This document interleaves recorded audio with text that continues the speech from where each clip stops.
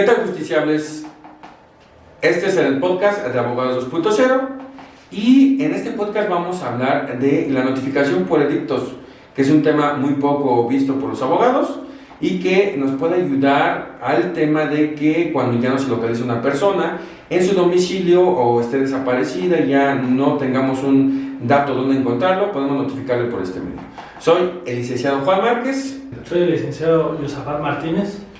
Y bueno, el licenciado Josafat aquí ha colaborado varios años ya con nosotros en la gestoría y él es el encargado de los edictos en esta oficina. En la oficina de Jurídico Yusemper nos dedicamos también a la publicación de edictos y es un tema que ampliamente lo hemos visto en esta oficina durante 10 años y que hemos publicado edictos para abogados particulares, personas particulares y también para notarios y algunas empresas que nos han contratado estos servicios.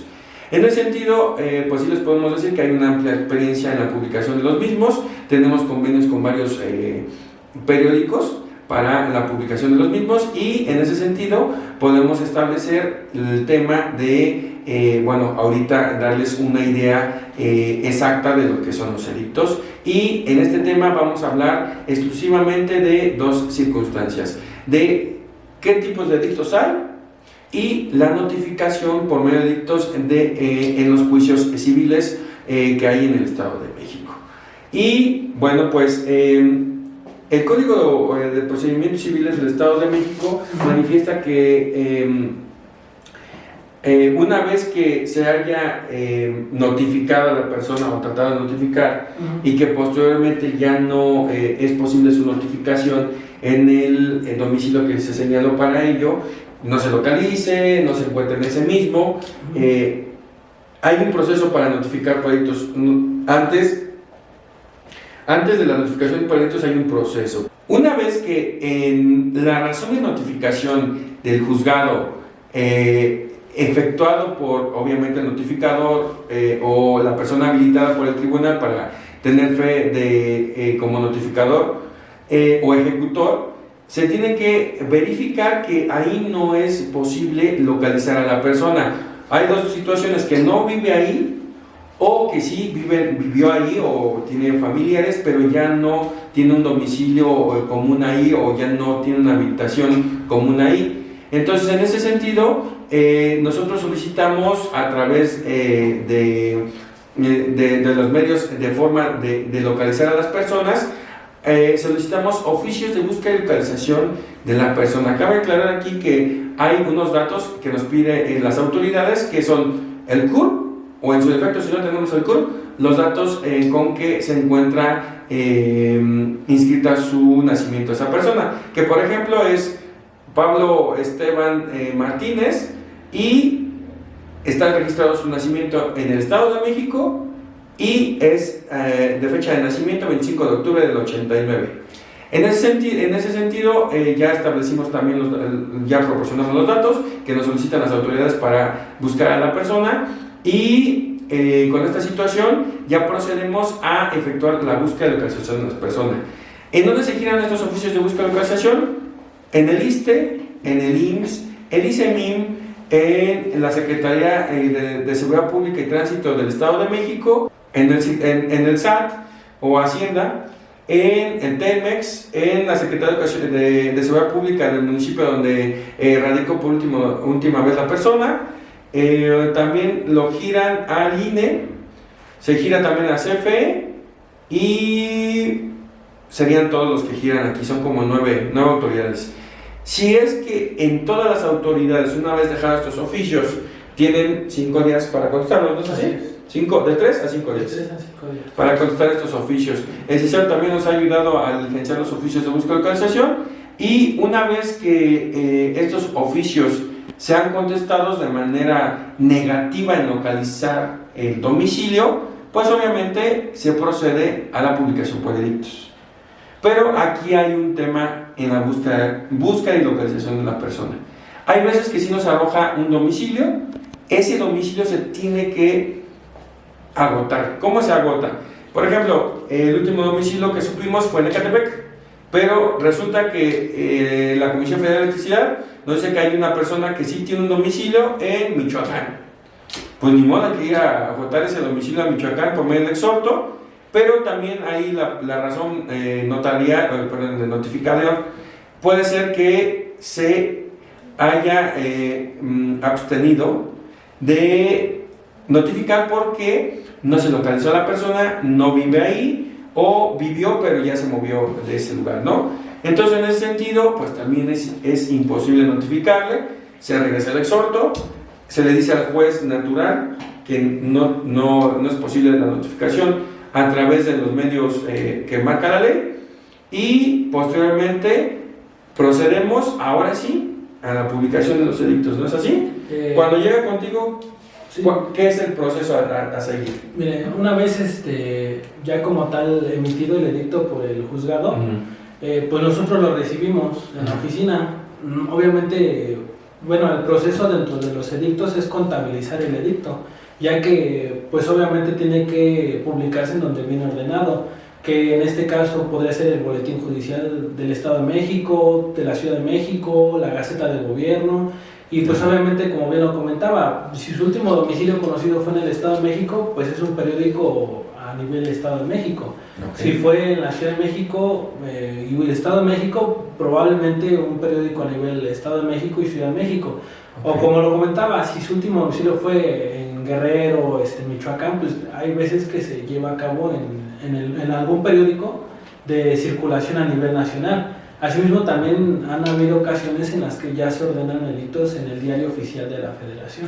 Bueno, en este caso es para cuestiones de juicios federales, ¿no? Sí. En el Diario Oficial de la Federación y en el periódico de circulación nacional, ¿no? Así es. Es en ese sentido. Ok, y asimismo, esos son en general cómo se deben de publicar los edictos. Los edictos en el Estado de México se deben de publicar 3 veces de 7 a 7 días, ¿no? ¿Sí? En algunas ocasiones, cuando viene ordenado el edicto, es por 3 veces de 7 en 7 días, y lo ordena por lo regular así el juzgado en la Gaceta del Gobierno, el Boletín Judicial y el periódico de mayor circulación. No se establece como tal un periódico, obviamente porque pues ya es a criterio de la persona que va a hacer la publicación del edicto. Ese es un punto. Otro, hay veces en las que solamente se notifica vía Gaceta de Gobierno y el periódico de mayor circulación en la población o el municipio donde se va a llevar a cabo la búsqueda. Ah, ok. Y donde es el juicio, obviamente, así ¿no?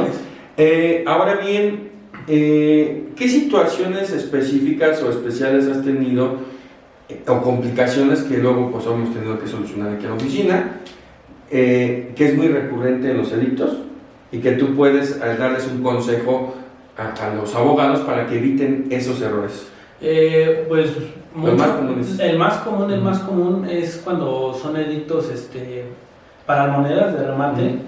Muchas veces el licenciado pues quiere esperarse a, no sé, que pase cierta fecha, ¿no? Pero son edictos que deben de ser publicados en tiempo y forma. Ajá, lo más pronto posible, porque tienen un cumplimiento, que es el remate que tienen cuando es su fecha de audiencia, y debe de ser publicado como lo ordena el Código de Procedimientos Civiles, o sea, con un tiempo... Y el Código Mercantil. El Código Mercantil, es correcto. Un tiempo antes de que se lleve a cabo el remate. Entonces, cuando son ese tipo de delitos hay que publicarlos sí o sí en tiempo, porque si no, pierdes tiempo. Hay veces en las que se pierde dinero, obviamente, porque pues tiene un costo. Son cosas que deben de llevarse a cabo sí o sí, o sea, hacer la publicación en tiempo y forma. Bueno, ese es en cuanto a edictos de remates, pero estamos hablando ahorita de los edictos de notificación. Por ejemplo, los edictos de notificación en materia federal es 3 veces, pero ¿con qué periodicidad? Muchas veces es por 3 veces de 3 en 3 días. Okay. En materia federal, ¿no? Ajá, en materia federal. Cuando es por notificaciones de alguna persona, bueno, búsqueda de alguna persona, por lo general es por 3 veces de 7 en 7 días. En la Gaceta de Gobierno, Boletín Judicial y, como lo repito, en el periódico, pues que es más preferible para el licenciado.